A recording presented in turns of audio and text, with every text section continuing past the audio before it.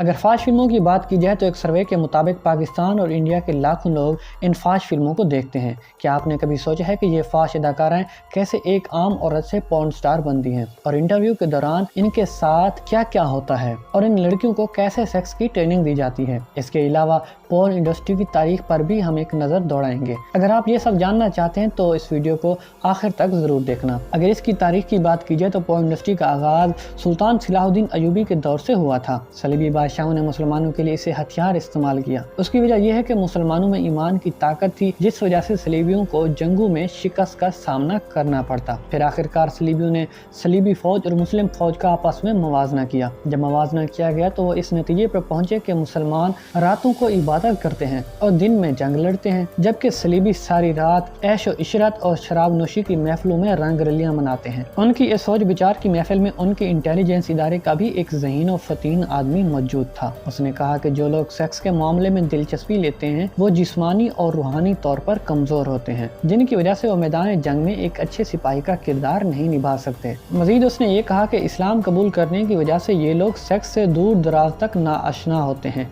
तो क्यों ना इन लोगों में सेक्स के जज्बे को परवान चढ़ाया जाए और इनके जिस्मानी और नजरियाती तौर पर कमज़ोर किया जाए। उसने कहा कि इनकी जिंदा मिसाल ये है कि हमारी खूबसूरत औरतों ने सलाहुद्दीन अयूबी के चंद वज़रा और जर्नैलों को अपना असीर बनाया और फिर उन जर्नैलों को सुल्तान सलाहुद्दीन अयूबी ही सबसे बड़ा दुश्मन नजर आता था। तो क्यों ना सेक्स को पूरी मुस्लिम फौज में फैला दिया जाए, जिसकी वजह से हम मुसलमानों पर फतह हासिल कर सकें। क्या आप जानते हैं कि सलीबियों को जिसने ये मशवरा दिया वो कौन था? तो चलिए मैं आपको उसका नाम बताता चलूं। उसका नाम था हरमन। तारीखदान लिखते हैं कि सलीबियों ने इसे इजाद किया और इसे आर्ट ऑफ पोर्नोग्राफी का नाम दिया गया। सुल्तान सलाहुद्दीन अयूबी एक शातिर इंसान था। जल्द ही सुल्तान को सलीबियों के इस हथियार का पता चल गया। फिर कुछ अरसा बाद सुल्तान को खबर मिली कि फौजी कैंप में से काफी जवान रात के वक्त गायब होते हैं। सुल्तान ने अपना भेष बदला और एक रात उन जवानों का पीछा किया। कुछ सफर तय करने के बाद फौजी जवान एक गिरोह से जा मिले और हैरान करने वाली बात यह थी कि उन गिरोह के लोगों के पास फाश तस्वीरें मौजूद थीं। इन तस्वीरों की तस्वीर कशी देखकर खुद सुल्तान की आंखें भी खुली की खुली रह गईं। हर दौर में गद्दार मौजूद होते हैं जो चंद पैसों की लालच में अपना ईमान बेच देते हैं। सुल्तान सलाहुद्दीन अयूबी की रियाया में भी कुछ लोग ऐसे मौजूद थे जिन्होंने सलीबियों के इस मंसूबे को पाए तकमील तक पहुँचाने में किरदार अदा किया और जगह जगह सेक्स के मुतालिक लोगों की जहन साजी भी की गई और लोगों में सेक्स का एहसास पैदा किया गया। क्योंकि आप जानते हैं कि किसी चीज का उस वक्त तक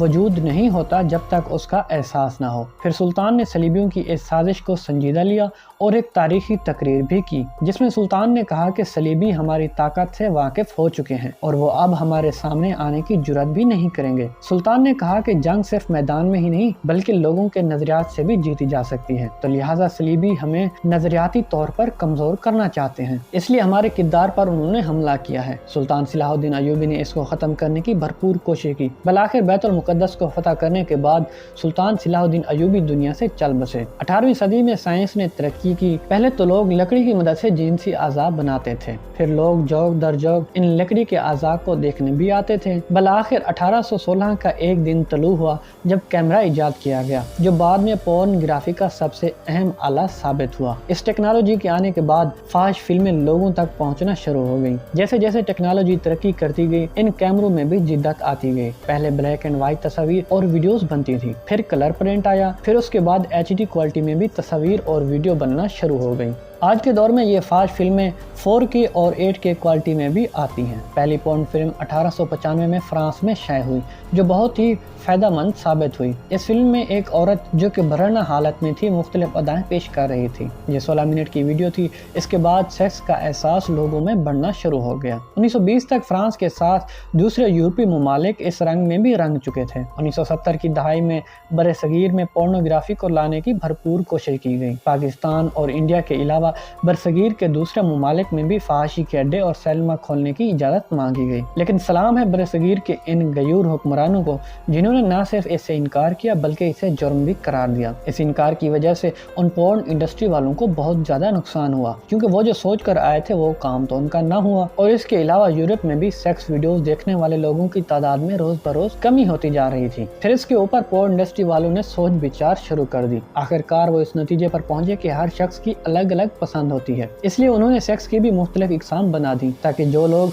जिस कैटेगरी में भी दिलचस्पी लें वो उस कैटेगरी की वीडियोस देखें। अब भी अगर किसी वेबसाइट का विजिट करें तो ना खत्म होने वाली कैटेगरीज मौजूद होती हैं। अब ये इंडस्ट्री इतना ताकतवर हो चुकी है कि लोग अब आसानी से इंटरनेट वाले मोबाइल की मदद से इन वेबसाइट तक रसाई हासिल कर सकते हैं। अब ये भी एक बहुत बड़ा माफिया बन चुका है। ये माफिया दुनिया से खूबसूरत लड़कियों को पैसे का झांसा देकर इस इंडस्ट्री की तरफ ले आते हैं और फिर उनसे ऐसी फाश फिल्में शूट करवाई जाती हैं कि देखने वाले भी दंग रह जाते हैं। सबसे पहले जब इन खूबसूरत लड़कियों को फंसाया जाता है तो इन्हें मॉडलिंग की दावत दी जाती है और फिर आहिस्ता आहिस्ता इनको फाश फिल्मों की तरफ राग़िब कराया जाता है, क्योंकि इनको फाश फिल्मों में पैसा ज्यादा मिलता है और टाइम भी कम लगता है। इसके अलावा काफी मुस्लिम और गैर मुस्लिम औरतों को इस इंडस्ट्री में भी लाया जाता है। हाल ही में नूरा फतेही ने भी एक प्रोग्राम में कहा कि उसे भी पोर्न फिल्मों की दावत दी गई, लेकिन उन्होंने इनकार कर दिया। इन सब बातों का एतराफ फाश इंडस्ट्री की मानी जानी पोर्न स्टार मियां खलीफा ने भी किया कि पहले उसे मॉडलिंग की दावत दी गई, लेकिन फिर इंटरव्यू में उसे पोर्न इंडस्ट्री में काम करने का कहा गया। इसके साथ साथ इन औरतों की ब्रेन वॉशिंग भी की जाती है